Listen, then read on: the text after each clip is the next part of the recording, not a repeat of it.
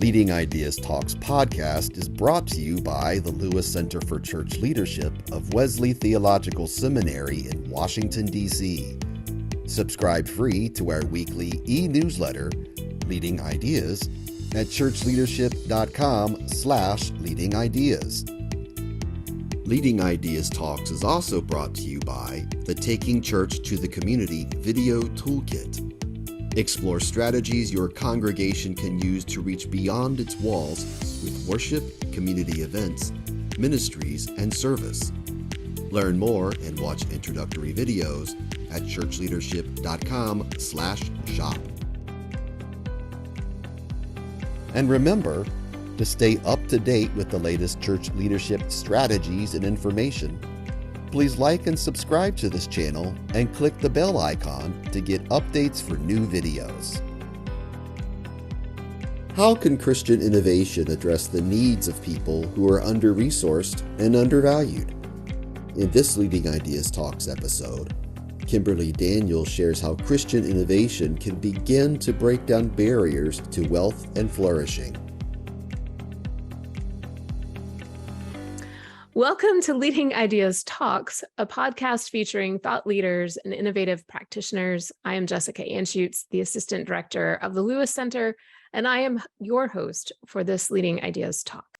Joining me is Kimberly Daniel, Senior Director of Communications at the Forum for Theological Exploration. She's the co-founder and director of Do Good X, an accelerator for diverse Christian social entrepreneurs, and an innovation of FTE, and co-author of A Way Out of No Way, an approach to Christian innovation. Welcome, Kimberly. I was very inspired by your book and the stories you lifted up from Do Good X. I appreciated how you included interactive exercises for each of the 6 steps of Christian innovation, and I look forward to our conversation today. I want to invite you to start off by sharing what brought you to the work of Christian innovation. Well, first, thank you for having me. I appreciate the invitation and being able to share more about Christian innovation. So what brought me and us to Christian innovation, let me go back to 2017, where Stephen is the president of the Forum for Theological Exploration, I'll say FTE for short. And we had questions of what are diverse leaders, Christian leaders, seeing in their communities as it relates to innovation. What are they doing as it relates to innovation?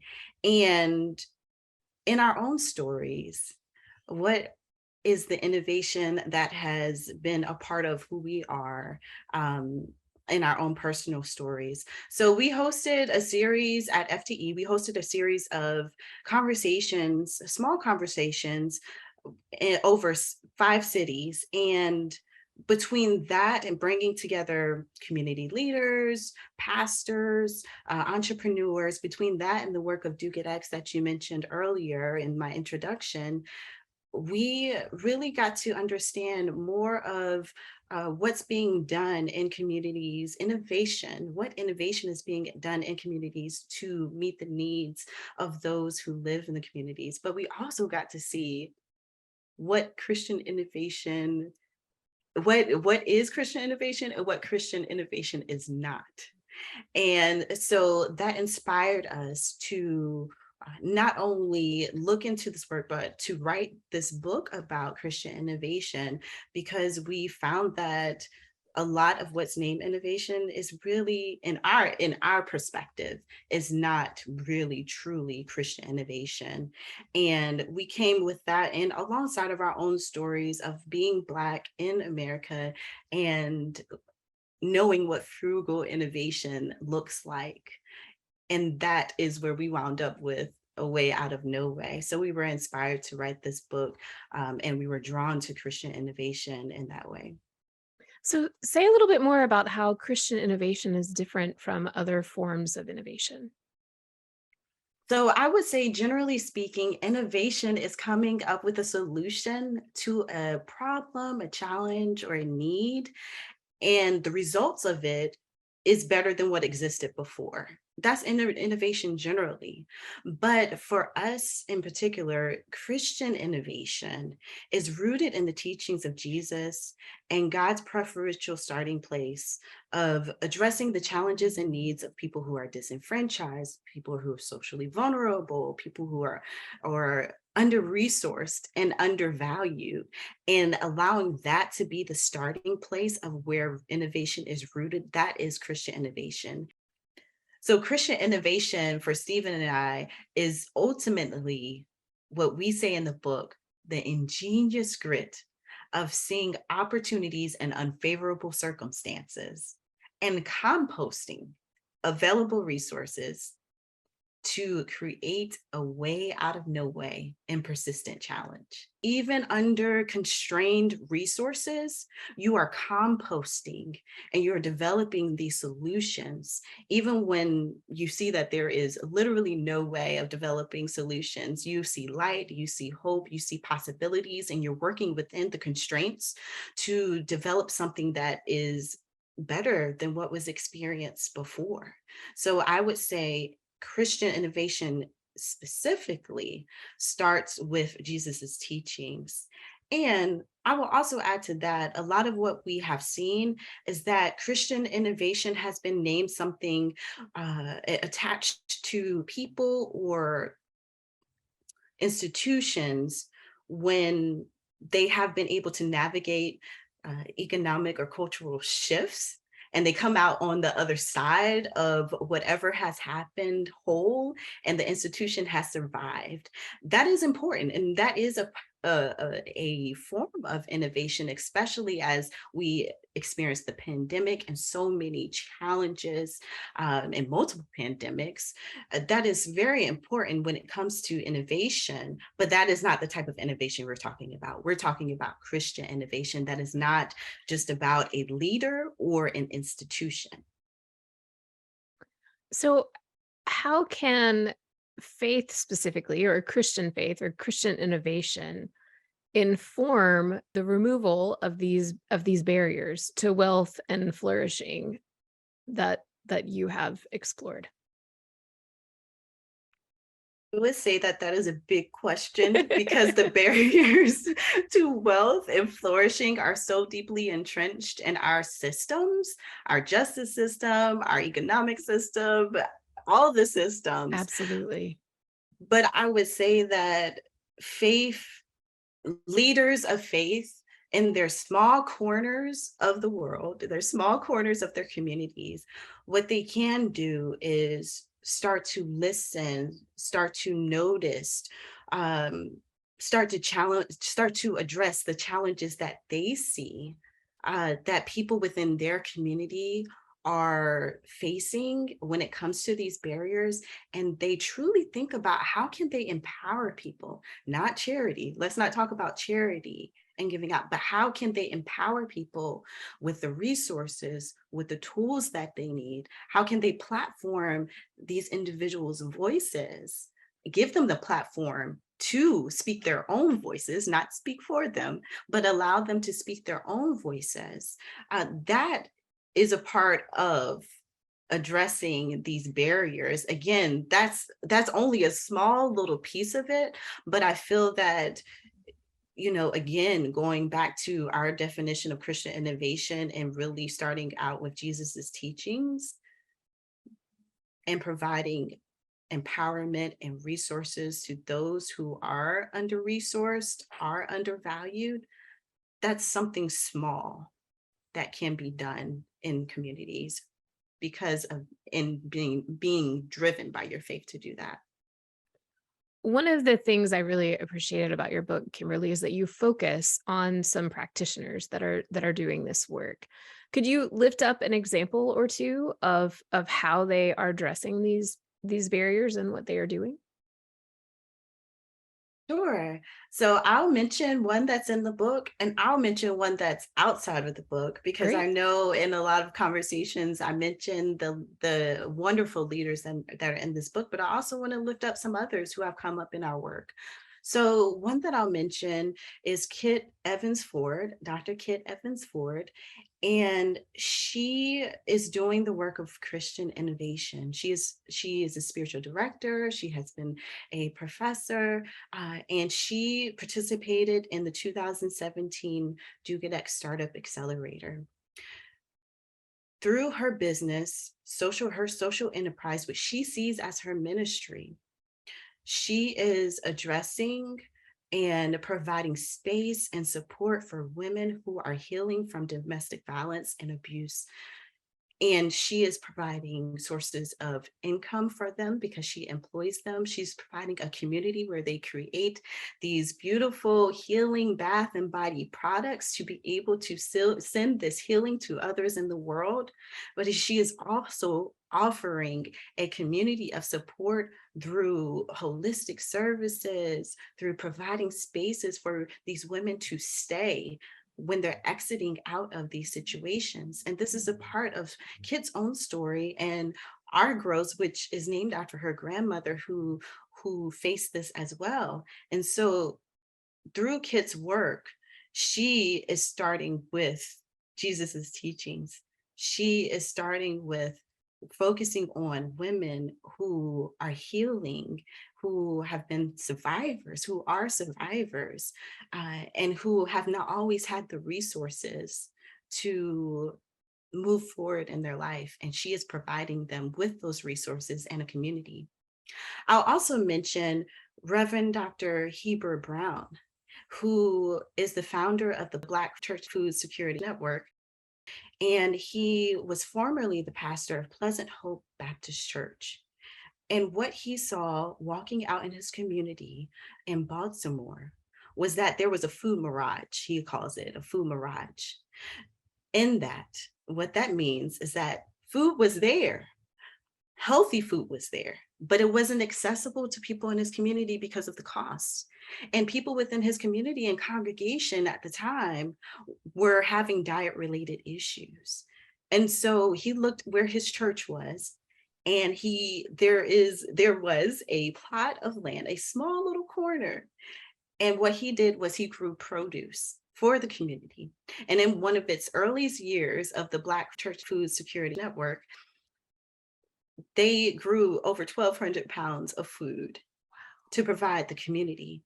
That has now grown to really have an alliance of hundreds of churches, Black churches, who are in communities where they were just maintaining the land, the lawn maintenance, and now shifted that to actually grow food and produce and work with Black farmers to give back and provide access to healthy food within their communities. So again, starting with God's preferential starting place and giving access to people who couldn't afford healthy food that would ultimately have an impact on their physical, mental, and even maybe emotional well-being with what they're taking into their bodies.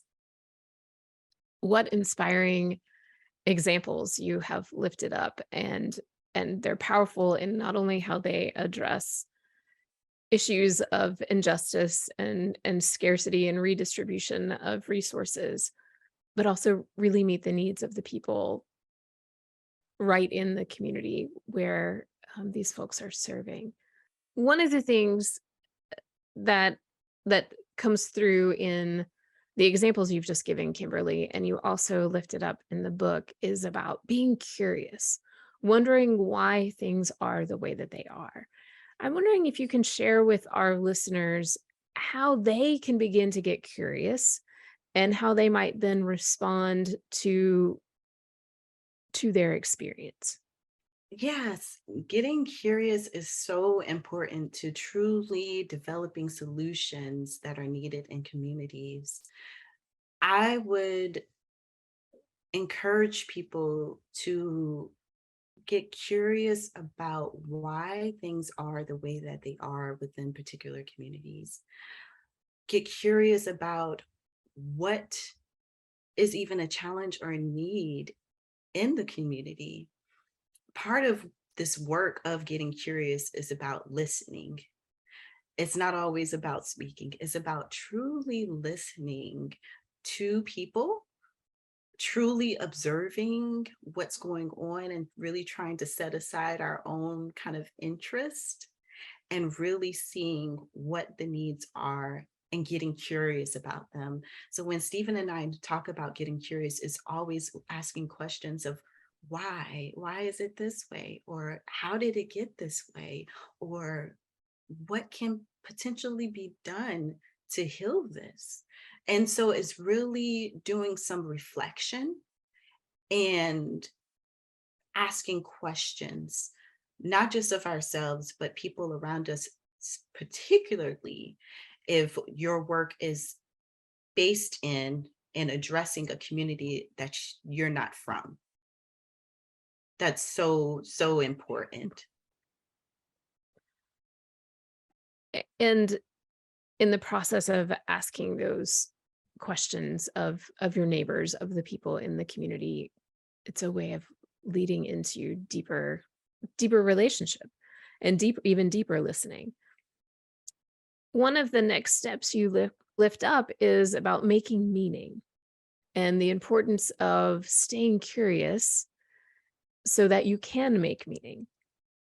What does meaning making look like when it comes to Christian innovation? Meaning making, when it comes to Christian innovation, we talk about it in three ways. It's about reflecting, reckoning, and interpreting. Reflecting is about working with people within your communities to really get curious and address why things are the way that they are, and to do some reflection, again, not just with yourself, that's important, but people who are within the community. Then it's also about reckoning. So that's still upholding this piece of getting curious, but that's about the why. So you see why, you see what exists within the community. You wonder why things are the way that they are and why people aren't receiving what it is that they need.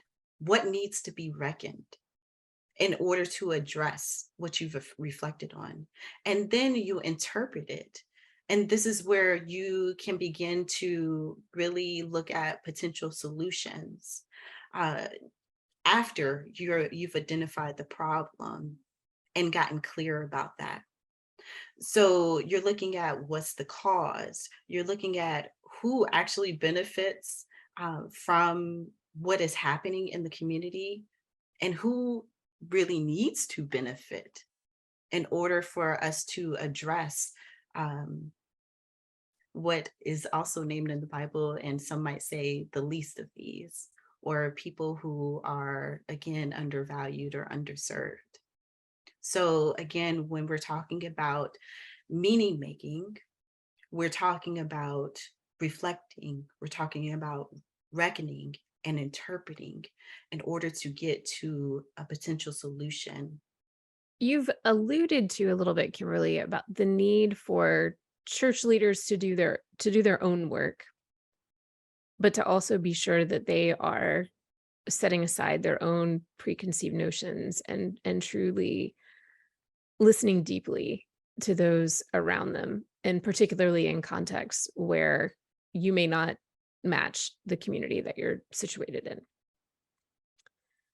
In thinking about that, what words of advice or wisdom do you have for church leaders to do that work personally, and then to set aside their preconceived notions about what may be needed or what may need to be done? That is a good question. I would say it is important to know what your own preconceived notions are, what your own assumptions are that you carry, because that can cloud your judgment if your assumptions are not actually right. Right. And there also needs to be a level of discernment too, because the work of particular communities it's not for all leaders to do. So you have to discern if you are even the right person, or if you should come alongside someone else as an ally and partner in the work who may be a better fit for charging the efforts, and then you come alongside them. Or maybe it's not something that you should do at all. And so, again, I think in a church leader's own reflections is identifying their assumptions. It's discerning if they're the person to do the work or if it's someone else. And when you go outside of yourself, sometimes it can actually be helpful to ask others who are in your close-knit community about the assumptions that they have heard you have and carry in your own leadership, so that you can hear the wisdom of the community, because sometimes they can help you to see things that you don't see yourself. I think that's really powerful advice, and also an excellent warning, in that you shouldn't just wake up one day and decide to go out and I'm going to be an innovator and I'm going to resolve this problem or this situation that I see that may not be the problem or situation that my neighbors see or want to have resolved.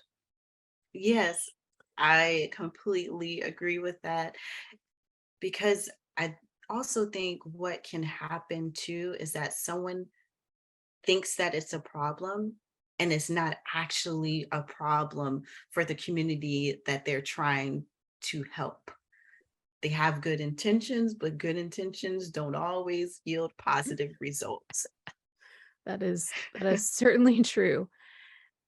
One of the things that I have seen church leaders do is expend a lot of energy on generating ideas, putting together plans, and you have committee meeting after committee meeting, and those plans never get put into action. I want to invite you to perhaps share from your experience, how can church leaders really experiment with solutions and move from planning into action? Do it.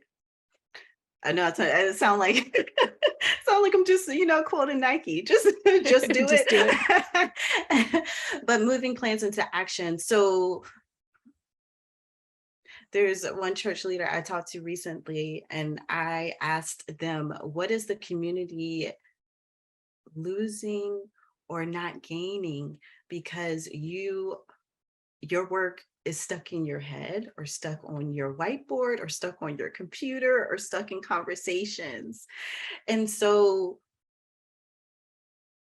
church leaders, yes, there is a tendency to come up with these great ideas, some not so great ideas, but you don't even know if they will work because they don't go beyond the paper.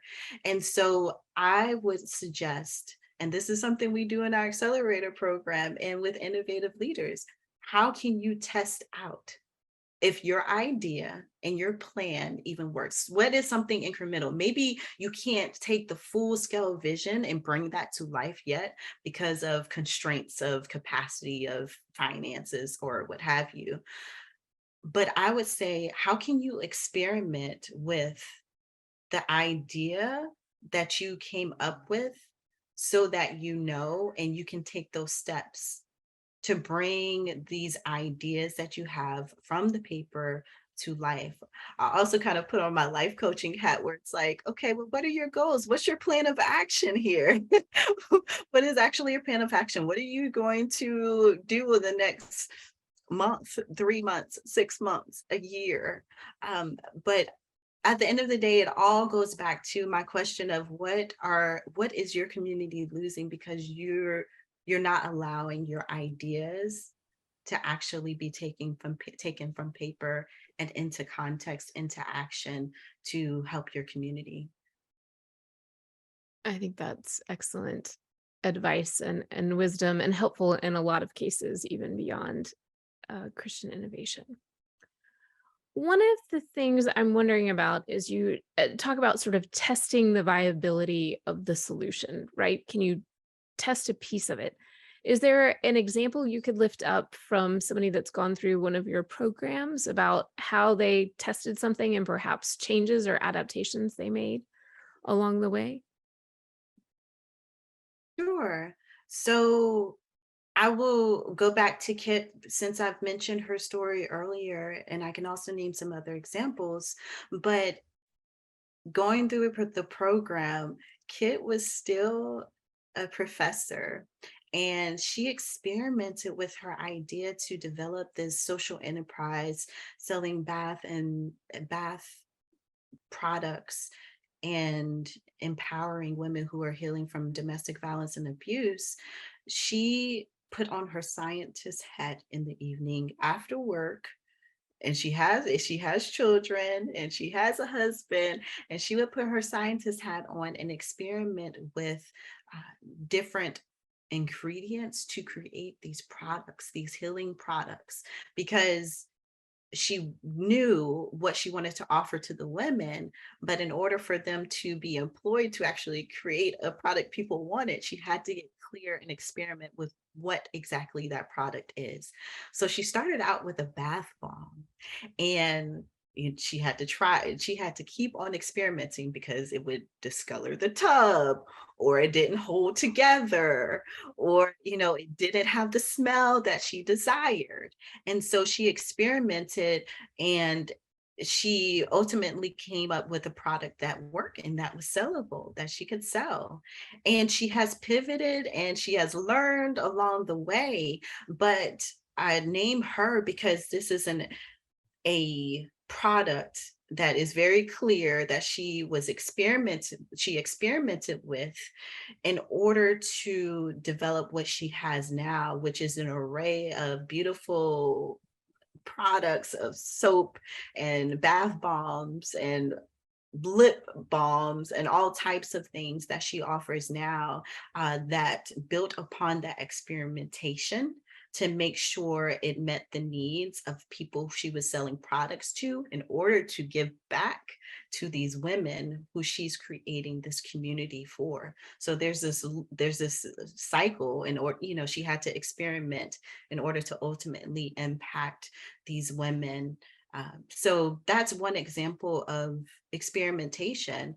And if we go back to even Heber's story, now Heber did not go through the accelerator program or anything, but he is someone in our network.